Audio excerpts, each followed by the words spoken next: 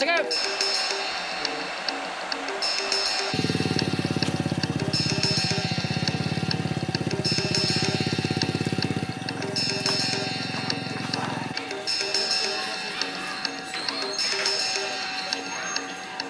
Ako po si Jose D. Labandino Jr. Residente ng Sabang, Morong Bataan. Assigned sa Kanawan as Head Teacher 3 with 9 teachers and 180 plus na students. Ang sitio po ng Kanawan nabuo dahil sa paglilipat ng mga katutubo from dating Philippine Refugee Processing Center dito sa Sitio Kanawan. Bali, dito po sila nirelocate nung magkaroon po ng mga refugees ng Vietnam. ng Vietnamese, mga Vietnamese, Laotian, mga dati pong ano. Then yung Kanawan Elementary School po, initiated nung ni Mr. Lawrence D. Ong. Bali, isang teacher din po sa PRPC na nagpursige na magkaroon ng building dito. Bali, yung first teacher po sila Sir Lawrence. Si Sir Lawrence po, bali, nag-pass away na po siya matagal na. So, pinangalan po sa kanya yung isang building na para sa kanya.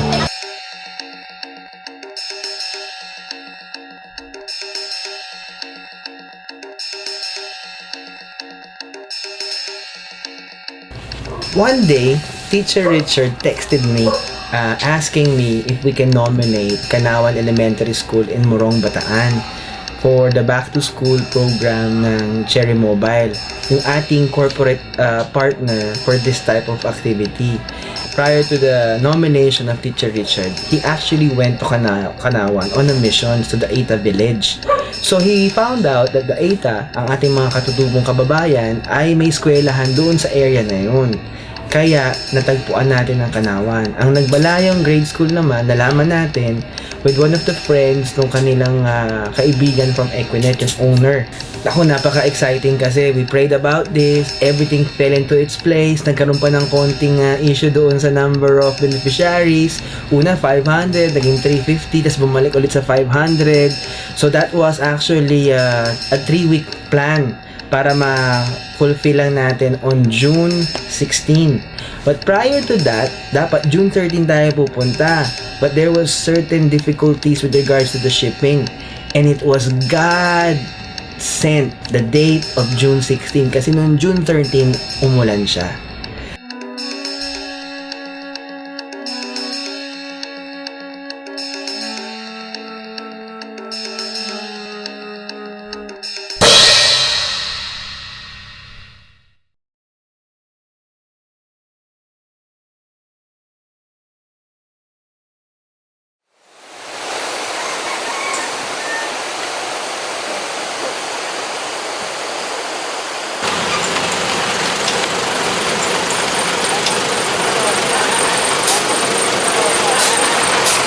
The date of June 16 was actually the mission proper. So, the challenge was to go to this remote location which is Kanawan. So, medyo treacherous yung daan, sharp curves, mga steep inclines yung kali. And we had to walk on a footpath kasi hindi na makakadaan ng mga sasakyan. So we had to go to the hanging bridge. We actually hiked anywhere from 20 to 30 minutes from the place we parked our car until we reached Kanawan Elementary School. So talaga ang paakyat sa incline, may mga putik-putik. And again, lo and behold, the graciousness of God. Sunday it was raining, but Monday during the time of the distribution, it was all sunny.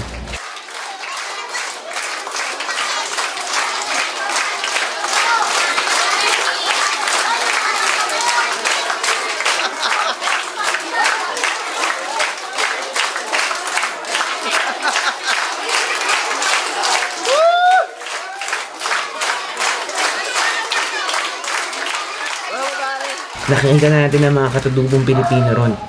Ito talaga ang mga itsura ng ating mga ancestors. And I am proud to say na talaga napakagwapo at ganda ng mga batang ito. At ang kanilang mga magulang, gwapo at mga ganda rin sila, because this is how a Filipino, pure Filipino should look like. Salamat po, sir. Ngayon po, ating tuhayan ang isang welcome song na galing sa ating butihing mga mag-aaral. Ang pinaka nakakatuwa is they had this song, a song specifically for the Kanawan ng barrio nila, and it was riveting, it was tear-jerking, and the children sang it with pride.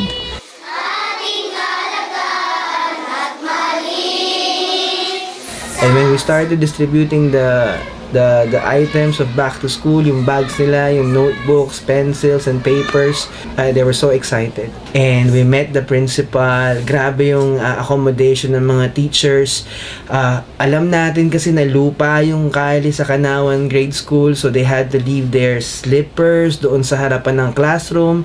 There were 7 grade levels, but there were only 6 classrooms.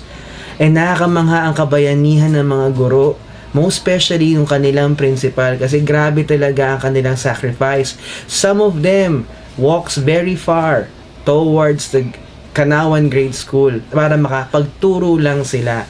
And the children, some of them goes to school, wala man lang tsinelas, walang uniform because they cannot afford uniforms. Some of them has no notebook, no pad paper, no pencil, because the place was really poor in terms of capabilities ng families nila economically.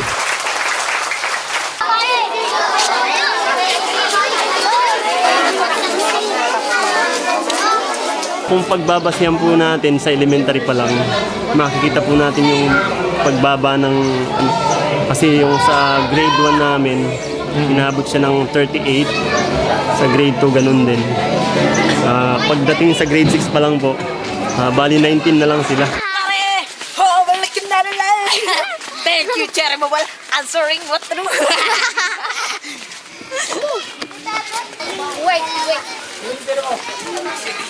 Yung mga kabataan dito, pag marunong ng magbasa't magsulat, pagkatapos pwede na maasahan sa trabaho, itatrabaho na pa iba. Yung isang katutubo namin, last year, bali nagpunta siya ng Maynila, kinuha siya ng kasambahay. So, ang agang trabaho. Tapos po, meron na rin nag-uuling. Tapos kuminsan sumasama na rin sa pangangaso. I learned that during the summer season, ang kanilang negosyo ro, no, kanilang livelihood is actually honeybee syrups.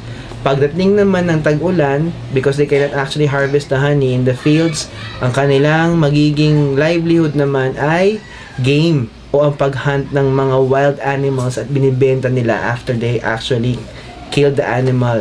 The program actually lasted about 2 hours from the time they started it, to the presentation of the children, to the short talk of the people involved, and the giving of the back-to-school items.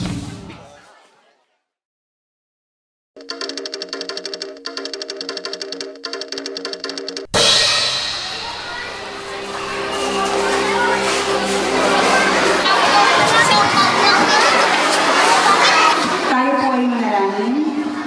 Dakilang Diyos, maraming salamat sa araw nito. Nagbalayong is actually a barrio in Morong, Bataan. And yung Nagbalayong kasi, it's one of the larger grade schools there. And ang population nila is around 800 to 900 students, and I think they had at least 12 or 14 na classrooms. You will see na it is far better than Kanawan. But there are still indigent children in that location sa Nagbalayong, specifically because of the location of the barrio from the main sources of income para doon sa mga tao sa kapaligiran. And you will see na ang eskwelahang ito ay talaga naman still is really an amazing school, specifically because of the teachers' commitment in educating these wonderful children. And you will be able to see some of them nakasando lang, some of them actually nakachinelas. And it's all good because they cannot actually afford such things for some of the students. So, acceptable yon doon sa area na yon. One thing struck me when the teacher host actually said sa mga bata, "Oh, mga bata, wala na kayong dahilan na hindi pumasok. Meron na kayong papel, meron na kayong notebook, at meron na kayong lapis." At kung titignan natin, grabe ang katotohanan na talagang marami tayong mga kababayang mahihirap sa mga lokasyon na marami sa atin dito sa city hindi alam. And Nagbalayong, of course, is one of the schools na talagang karapat dapat makatanggap ng ganitong klaseng pagpapala.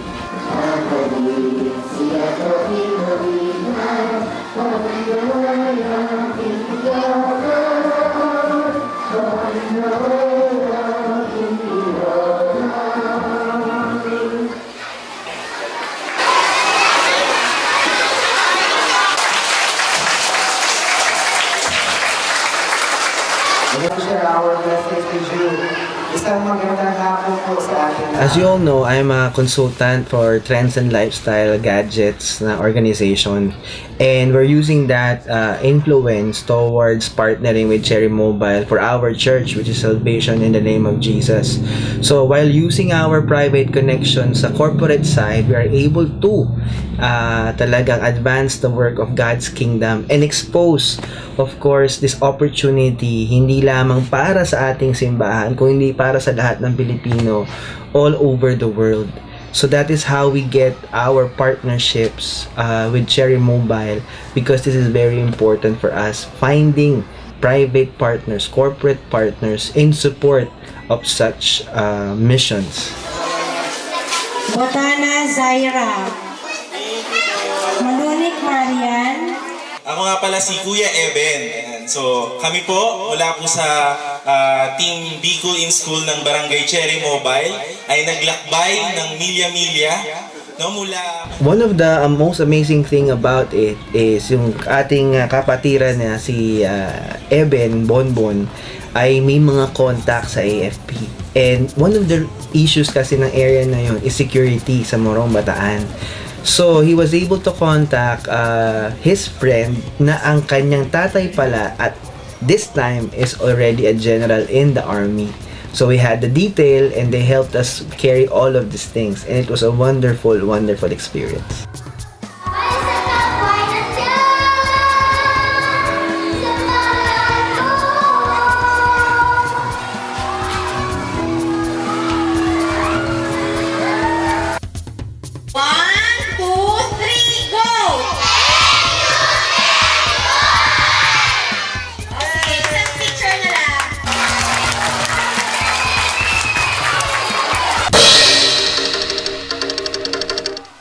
I would just like to encourage everyone na tayo bilang mga anak ng Diyos sa ating bansa, we have been called by the Lord to go on missions like this.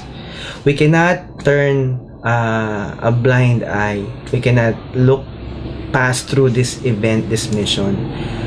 Tayo ay mga Pilipino, dapat tulungan natin ang kapwa Pilipino natin. Kung nasaan ka man, kabayan, nasa ibang bansa ka, nasa Maynila ka, o saan man lupalop ng mundong ito, magtulong-tulong tayo para lalo mapalakas ang ating mga kababayan na maaring nawawalan ng pag-asa dahil sa kakulangan ng pagkakataon or opportunity. Wherever you are, dear brethren, you can help fund this program, be part of this program as a volunteer. I encourage you to take part in this wonderful mission-based ministry. And remember, hindi enough that we will be giving them initially the materials, the supplies ng school requirement nila, but we also have to look forward on what we can do. And what we can do is not only provide donations for them, not only build a church within the Kanawan area, but more so, think ahead, how can we support their livelihood? Perhaps tayo yung bibili ng kanilang mga produkto para magkaroon naman sila ng laban sa buhay. And eventually, who knows, we can actually form a livelihood program sa Kanawan, sa Nagbalayong Morong Bataan. Or more than that, we can actually provide a cottage industry doon sa area na yun, or bring them to Manila, or bring them to a location where their talents, their gifts can be used para magkaroon talaga sila ng mas magandang pamumuhay. Mga kababayan, mga fellow Filipinos, I encourage you wherever you are, let us come together in prayer, come together in providing for these people not only the basic requirements for their school, but eventually a future that glorifies God and gives them a hope.